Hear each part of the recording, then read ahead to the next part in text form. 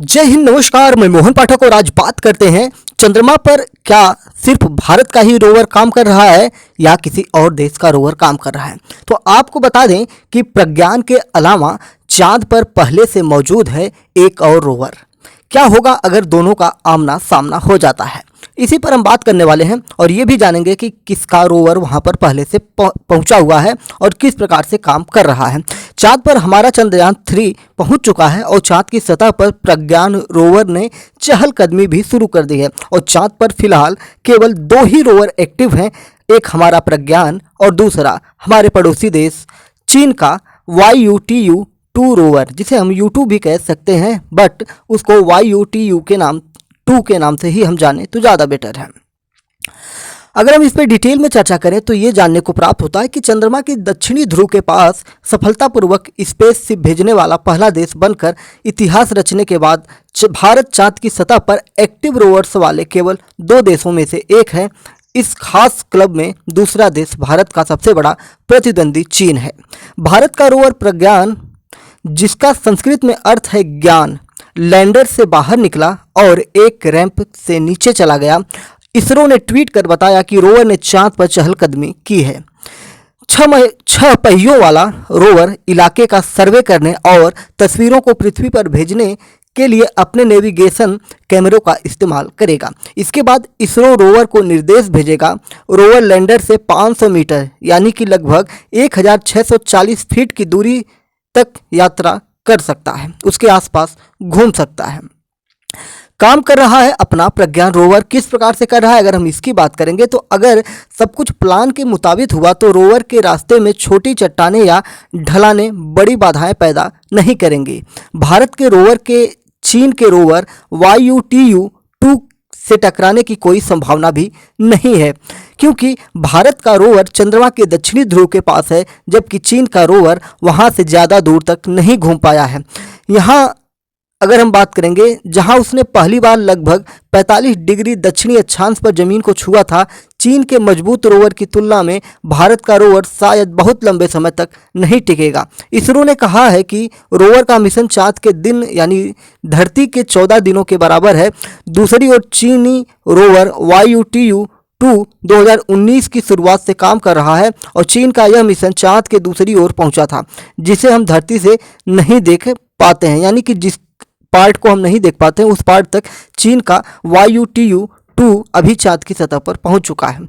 अगर हम बात करेंगे YUTU-2 अभी भी चांद की सतह पर घूम रहा है तो बिल्कुल अभी भी चांद की सतह पर घूम रहा है। चांद पर जब रात होती है तो यह बंद हो जाता है। उस समय तापमान 0 से -170 डिग्री से ज़्यादा गिर जाता है।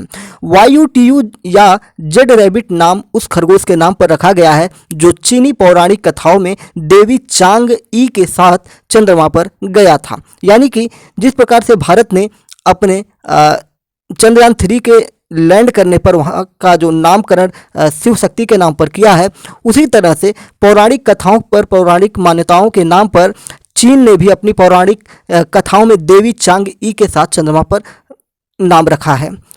रैबिट नाम जो YUTU या जेड रैबिट के नाम से वहाँ पे उसका नामकरण किया गया है। चंद्रमा पर पहला चीनी रोवर YUTU दिसंबर 2013 में चांग ई 3 लैंडर से उतरकर चंद्रमा की सतह पर आया। 6 पहियों वाला रोवर सौर ऊर्जा पर निर्भर है। यह 20 किलो पेलोड ले जाने में सक्षम है। इसकी अधिकतम सीमा 10 किलोमीटर थी और यह धरती के 90 दिनों तक 3 वर्ग किलोमीटर के क्षेत्र का पता लगा सकता था। अगस्त 2016 में इसका काम बंद हो गया। तब तक इसने 31 महीने तक चांद की सतह पर यात्रा की थी। चीन का अगली पीढ़ी का रोवर YUTU-2 से बड़ा होगा। 2026 के आसपास लॉन्च होने वाले चांग E7 मिशन के साथ यह चांद पर जाएगा। हुंडई मोटर कंपनी ने अप्रैल में कहा था कि उसने चांद पर जाने वाले रोवर का एक प्रोटोटाइप बनाना शुरू कर दिया है। टोयोटा मोटर कॉर्प्स 2019 से लोगों को ले जाने में सक्षम रोवर पर जापानी स्पेस एजेंसी JAXA जिसे हम कह सकते हैं के साथ काम कर रही है। वे 2029 तक आर्टेमिस मिशन में इस्तेमाल के लिए इसे तैयार करना चाहते हैं। आर्टेमिस नासा का मून मिशन है जिसमें एक बार फिर इंसानों को चांद पर भेजा जाएगा।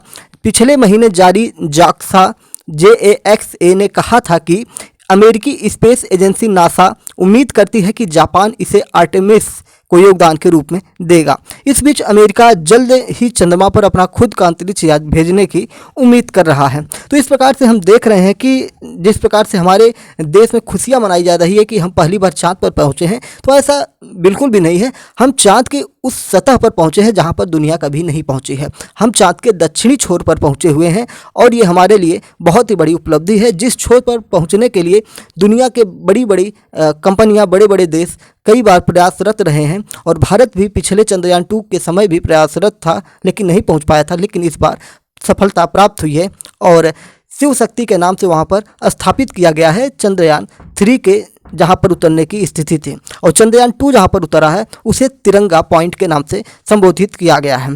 खैर, अगर हम बात करेंगे तो चांद पर पहुंचने की बात करें तो नील आर्मस्ट्रांग जो अमेरिका की बात की जाती है कि वो वहाँ पर पहला कदम रखे हुए हैं, तो काफ़ी मिथक भी है कि पता नहीं अमेरिका झूठ बोलता है या सही बोलता है। लेकिन अगर विश्व स्तर पर मान्यता की बात करें तो अमेरिका को पहला चांद पर जाने वाला मान लिया जाता है।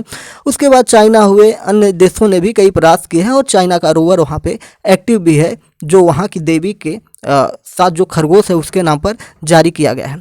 तो इस प्रकार से हम देखते हैं कि चांद में रुचि की बात करें तो दुनिया के तमाम देशों की रुचि उसमें बनी रहती है और लगातार हर कोई वहाँ पर पहुँचने की कोशिश करता है।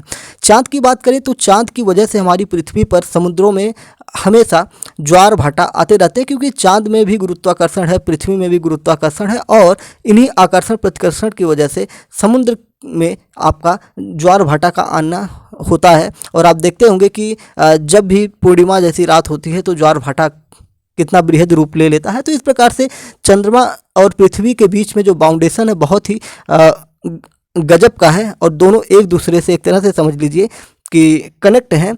और बताया जाता है कि अगर चांद पृथ्वी के करीब आ जाए तो पृथ्वी पर भूकंप आने की संभावना होगी, क्योंकि चांद का जो गुरुत्वाकर्षण है पृथ्वी के जो वस्तुएं हैं उनको अपनी तरफ खींचने लगेगा और यहाँ पर समुद्र के पानी पृथ्वी पर आना शुरू हो जाएगा। इस प्रकार की बहुत सारी बातें, चर्चाएं की जाती हैं साइंस की किताबों में चंद्रमा को लेकर। तो चंद्रमा हमारे लिए बहुत ही ज़्यादा महत्वपूर्ण हो जाता है। और चंद्रमा की बात की जाए तो चंद्रमा को लेकर बहुत सारे मिथक हैं और उन मिथक को तोड़ने में भी अब सहायता मिलेगी। जो हमारे यहाँ या दुनिया में जो भी चंद्रमा को लेकर बातें की जाती हैं, अब जब एक्चुअल में लोग वहाँ पर अपनी चीज़ों को भेज रहे हैं, मशीनें भेजी जा रही हैं, तो उससे अध्ययन करके चंद्रमा के पार्टिकल्स, वहाँ पे मिनरल्स क्या है, क्या चीज़ें वहाँ पे पाई जा रही हैं, उन सारी चीज़ों के बारे में जानकारी प्राप्त हो सकती है और जिससे हम चंद्रमा के सतह के बारे में, चंद्रमा की बनावट के बारे में, चंद्रमा पर क्या है, कितने गड्ढे हैं, कितने पहाड़ हैं, उन सारी चीज़ों को हम देख सकते हैं। बहुत सारे लोग ये भी बताते हैं कि हम जब पृथ्वी से चंद्रमा की तरफ देखते हैं और जिसे हम लोग चंद्रमा पर काला दाग कहते हैं, वो काले दाग नहीं होते हैं। वो चंद्रमा पर जो पहाड़ हैं वो हमें दिखाई पड़ते हैं। यहाँ से बड़े बड़े पहाड़ जो हैं वो दिखाई पड़ते हैं, वही काले काले हमें दिखाई पड़ते हैं। और पर ज़मीन पर ये मिथक है कि वो चंद्रमा पर काले धब्बे हैं। तो ये सारी चीज़ें जो हैं, जो मिथक हैं, उनको भी तोड़ने का काम किया जाएगा और जिससे विज्ञान के क्षेत्र में नई क्रांति आएगी और जो भी चीज़ें हैं जीवन को बनाने में, सुचारू बनाने में हमें बहुत ही महत्वपूर्ण योगदान करेगा। तो चांद पर इस समय केवल 2 रोवर एक्टिव हैं, एक है चाइना का और एक है भारत का, और दोनों का आपस में टकराने की कोई भी उम्मीद नहीं है, क्योंकि दोनों अलग अलग जगहों पर इस समय उपस्थित हैं। भारत ने कीर्तिमान स्थापित कर दिया है दुनिया में अपने चंद्रयान 3 को दक्षिणी छोर पर उतार कर। तो इस प्रकार से सारी चीज़ें हमने जान ली हैं। चैनल पर नए हैं तो चैनल को सब्सक्राइब कर लीजिए, हमारे साथ जुड़ जाइए daily current affairs news analysis के लिए। मैं मोहन पाठक और एक बार फिर से आपसे कहता हूं कि आप हमसे जुड़िए और डेली करंट अफेयर्स के लिए, सच्ची और अच्छी जानकारी के लिए हमसे जुड़ना आपका अत्यंत सौभाग्य होगा। जय हिंद, नमस्कार, भारत माता की जय। तो चलिए, अगर आपने शिव शक्ति पॉइंट और तिरंगा पॉइंट के बारे में जानकारी नहीं प्राप्त की है, ना ही इसके बारे में आपको पता है, तो ये थंबनेल आप देख रहे हैं और इसी चैनल को आप ओपन करिए, MPS Hindi news explainer, MPS Hindi को आप ओपन करिए और इसको सब्सक्राइब करके हमारे साथ जुड़ जाइए और आप जानिए शिव शक्ति पॉइंट क्या है, तिरंगा पॉइंट क्या है और चंद्रयान 2, चंद्रयान 3 मिशन कब और कैसे लॉन्च हुए थे, उनके बारे में कंप्लीट डिटेल यहाँ पर दी गई है। तो चैनल को सब्सक्राइब करके हमारे साथ जुड़ जाइए। जय हिंद, नमस्कार, भारत माता की जय।